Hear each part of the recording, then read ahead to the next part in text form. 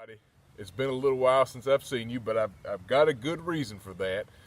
I recently got married to the woman of my dreams, and we have been trying to get in a routine and figure out how to do life together, and it has been an adventure. But I thought to myself, what better time than now to do another video? And you've probably guessed already what I'm going to do this video about. But before I say anything else, let me stop for a second. I need to dedicate this video to my sweet wife, who is out of the country right now, visiting family.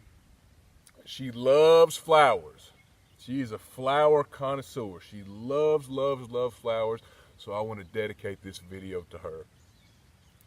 Now, the reason I'm doing this video, and you all can take a look here, this time of year, it's been a long, wet, cold spring. And these pretty beautiful yellow flowers right here, this is always the first indication that spring is right around the corner. And you're probably like me, you've heard your entire life these particular flowers called buttercups. When you hear buttercups, you know that spring is just within our grasp. It's right here.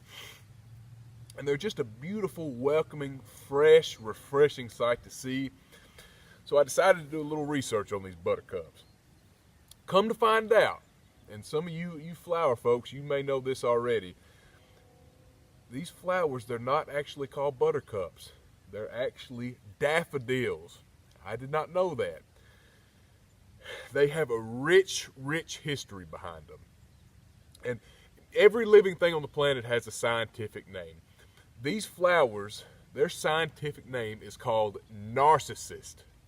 Now, a narcissist, by definition, I've always understood that to mean somebody that has a very high opinion of themselves. They love themselves. Now, that's where we're going to start with the story on these daffodils. According to Greek pagan mythology, these daffodils, well, before that, there was a man. His name was Narcissus. And the Greek pagan gods granted him this power of, or this gift, more than anything, of good looks. He was just a good-looking, handsome dude.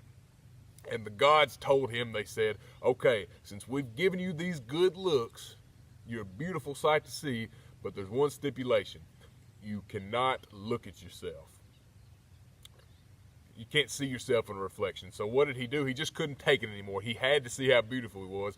So he looked at himself in the reflection of a stream, a river, something like that. And after he did that, he was cursed, and he turned into one of these flowers right here. So that, by the pagan Greek mythology, that's how this flower has earned its scientific name, Narcissus, based on that story, which is pretty interesting.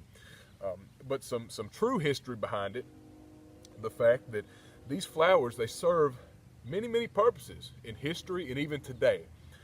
Historically, these flowers were cultivated between the years 200 and 300 BC in the Roman Empire for ornamental purposes. That's the earliest record. But they also served many medicinal purposes back then.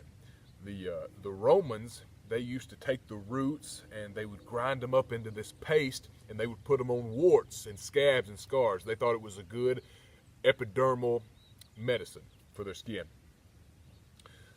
In medieval times, women back then, they would take the flowers and they had a way of grinding them up into a yellow dye. And if they weren't blondes, if it was a brunette, she wanted to be blonde, she'd take it and rub it in her hair and rub it in her eyebrows so she could be blonde-headed. Now, ladies, if you're a brunette and you feel the need, you want to have some highlights in your hair or dye your hair, this is the time right now. You could collect your slew of these daffodils and grind them up real nice and slick your hair back with them, and that might save you a few bucks at the beauty shop this time of year. If you saw the need to do that. But besides that, even in today, these flowers still serve a medicinal purpose. In 2010, there was a study done that we learned there's a compound in daffodils that combats aggressive forms of brain cancer.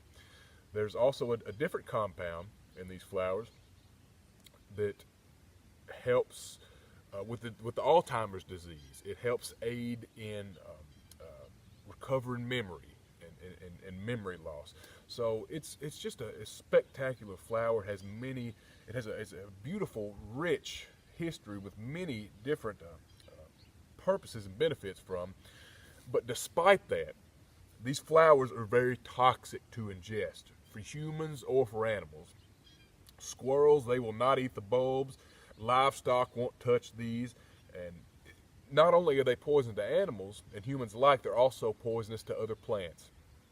I've read that a lot of florists, if they cut daffodils, they'll wait 24 hours before they put them in a vase with another type of flower because they have a toxic level to them that is harmful to other flowers. So they are beautiful to look at, but they can make it hard on us and other flowers if we're not responsible with them. But they are just a welcoming sight to see right now. We know spring is right around the corner, and it's just, you can't help but smile when you look at these beautiful flowers. Everybody, we hope y'all have a blessed week. We appreciate you watching this video. We recently got some garden seed in, I think last week, up at the store.